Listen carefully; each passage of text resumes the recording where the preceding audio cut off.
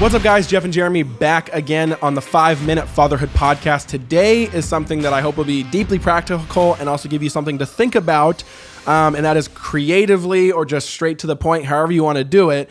When should you hire help in the home? And I think that's a huge one because I think a lot of people, especially in the West and in America, where we detach from multi-generational families, we try to do it all alone. It becomes very difficult. You understand very quickly that with toddlers running around, with the job schedules that we have created as our values and our purposes in the West, it's deeply, deeply hard to do it on our own in the world we created. And so I think help in the home is a huge thing. Now, there's different ways to do that, whether that's a nanny, whether that's an intern, whether that's someone at the church that's 15 years old, or whether that's a parent. But Jeremy, I'd love to hear you guys start talking about this.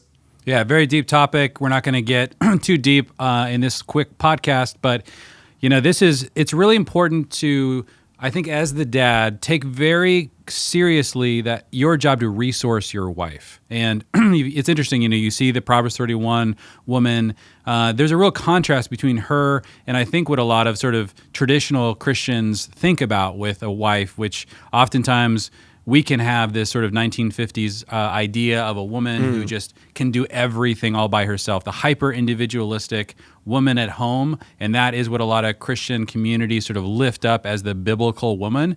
That's not exactly what the Bible ever describes, and that's really a sort of a cultural a snapshot of what was happening at one time in the West. But really, what you see in the Bible, like Jeff just alluded to, was that women that were working in the home or really sort of managing the household, they had a lot of resources, and they had the family from generations. They had their children, a lot of times extended family. They also had oftentimes people working in the home, and they had people that were there in the household. Part of their household were oftentimes others who would help. And so, what might that look like in this day and age? I think it's just important to keep in mind that for your family team, you might require, your wife may require more resourcing if she's really taking on a big part of that responsibility. And so however that gets sort of sussed out in your own households, I would say be really thoughtful about, there might be times to hire various kinds of help in the home.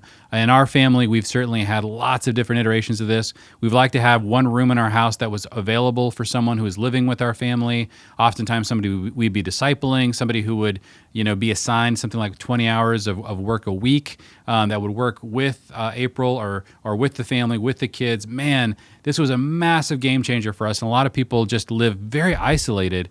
And particularly if you're having lots of kids, and we had 5, you have to quickly think about this from a perspective of like, what is realistic? What is our goals as a family? And one of the things that we had to confront constantly was, what narrative do you believe about? In this case, what we struggle with was, did April believe that she had to do it all? Like the real strong woman who is a mom at home needs zero help from others. That was something that was not really helpful, and there was times where we really needed to push past that and find ways to get more help in the house. And it was oftentimes a huge blessing to our family to have those singles or other families living with us and helping us out. Totally. And I think the distinction we have to make, guys, especially dads out there, is there's a huge difference between barely making it and flourishing. Now, I don't mean that financially or different other areas. I just mean literally with your bandwidth and your energy as a father or as a mother or as parents. Do you feel like, can you actually say you're flourishing? Now, you can flourish while it's still really hard and you're kind of leaving, the day with it all spent, kind of like when you leave the gym and you've worked out. It was still hard, but you're flourishing. So you really got to be able to have language and helpful kind of assessments of yourself to really say, okay, there is a difference between just something that's hard and I'm sinking. Those are two different things. You can still flourish when something's hard, but you shouldn't be sinking or drowning. And if you are, I think that's a great, great barometer for families to say something needs to give. Something needs to give. Mm-hmm. And if you don't want to make the really big decisions of a job change or a move to family, then I think it's help. Yeah. And like you said, I think the huge narrative that is just actually a lie, and me and Alyssa just don't care to play that game, is I don't care what the culture standard is of how much me as a dad should do and how much as a mom should do. I just want to flourish. So we're gonna do that. We're gonna build a team. We're gonna have assets and resources that are gonna help us do that. Now, a couple creative things, guys, I would say here is, like Jeremy said, you first take it upon yourself, dads, because usually in the younger stages, it's clear no matter how your work is, whether both parents work or whatever, the mom takes the brunt of most of the hardship in the more prone to drown seasons. And so you then need to take it upon you to try to help solve that problem, because you probably have more bandwidth to like kind of have more perspective and vision to do that.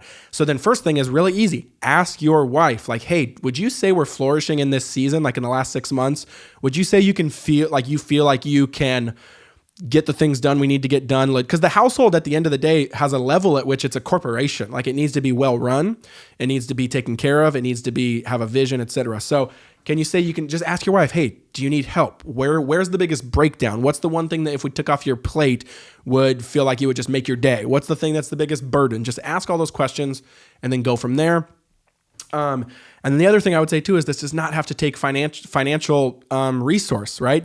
There's a million different things you can trade. And I know, especially if you're in any kind of Christian community, anyone that I've ever been in, you usually can pursue or find some type of younger person or help for free in regards to trading for like a room or food or a car or mentorship, whatever it is. So it does not have to mean spend money, but also it sometimes can. So one thing for us that was really helpful that we made sure to try to budget and save for, so we had to actually work a little bit more for this, or I had to work more for this, is a house cleaner. Alyssa just said that just crushes me every week if I have to, and I would help too, but Alyssa would do a lot with the house. And so we tried to budget and save more money to get a house cleaner. And that was night and day. Alyssa's just like, oh, I feel so free to do other things.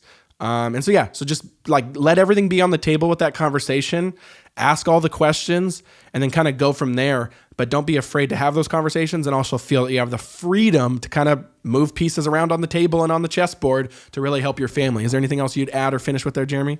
I agree. Don't get locked up. Don't get stuck in a narrative. Really examine what thriving looks like in each season, and really be creative. Don't be afraid to be creative. Don't try to fit everything into some kind of cookie cutter idea of what everything has to look like. What does thriving look like for this season for your family, for the goals that you've had? And a lot of us as dads who want to build teams on mission, we're going to stretch our families. And so when we do that, we got to make sure, particularly our wives, don't drown or take the brunt of all of those decisions. And so we want you guys as dads, be aggressive, build your family, grow your resources, expand the number of kids if you feel called to do that, be fruitful and multiply, but also make sure that you take responsibility for resourcing whatever's needed in the home. And so that often looks like some kind of point at which you need to pull this trigger. And if you do, don't hesitate to do it. Find a way to integrate it and make it healthy for your family. But we've seen so many families hesitate for too long on pulling this trigger. And guys, one last thing. I know this might be going longer on this one, but I just realized this is what I was wanting to say that I think can be a helpful last minute thought you can take with you and end with on today's episode. And that is family size. Okay.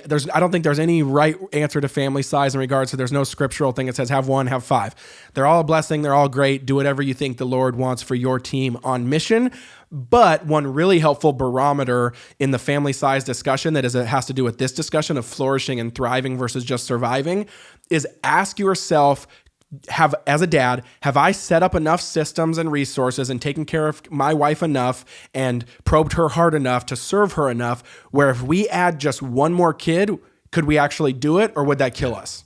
That is literally the best barometer question for whether or not you might need help or not, right? Of like, you don't have to have another kid, but would adding one more kid just completely sink you guys right now? Or do you think you could do it? Now, of course, you could still be flourishing and thriving, but have twins and then a year separation with another kid. That's a whole different animal. So it's not the perfect question.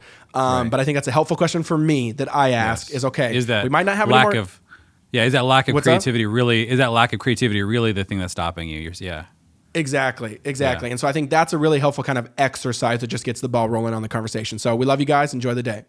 What's up, guys? Thanks for watching another daily episode of 5-Minute Fatherhood. Couple quick announcements. Did you know we have a free Facebook group for dads out there who watch these videos, where we talk about these videos and the content? We do lives, we do Q&As, we encourage one another. Link down in the description. We'd love if you request to join and be a part of the community. It's awesome, it's free, and we can't wait to meet you. Secondly, boom, you hit this button right here. Right there. Did it work? I don't know if I timed it well. But you can hit the subscribe button so you can actually see these daily videos when they actually come out and get them straight to your inbox. It would mean a lot to us if you hit the subscribe button. Let us know if you do, because we do random giveaways for those who are subscribers, and they let us know. We love you guys, and we'll see you tomorrow.